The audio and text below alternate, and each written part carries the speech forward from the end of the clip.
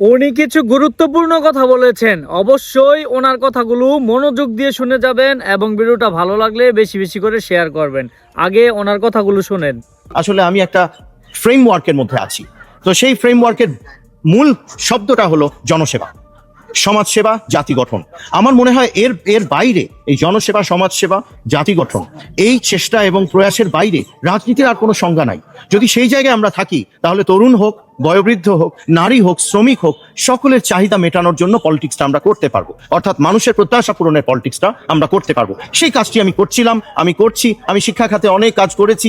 আমি সেই কাজগুলো আরো বৃহৎ পরিসরে যদি করতে পারি এবং মানুষের সেবায় যদি নিজেকে আরো নিয়োজিত রাখতে পারি, সেই কাজটি তো আমি করতে পারলেই আমার পলিটিক্সটা হয়ে গেল। নির্বাচন এটার একটি অংশ মাত্র, জনসেবা করবার সুযোগের একটি অংশ, নির্বাচিত হয়ে ক্ষমতায় অথবা সংসদে যাওয়া। এর বাইরে নির্বাচন অথবা ক্ষমতার কোনো প্রয়োজন তো আমার ব্যক্তিগতভাবে নেই। সেজন্য আমার কাছে যখন কেউ জয় পরাজয়ের কথা বলে, এটা পুরোপুরি গৌণ।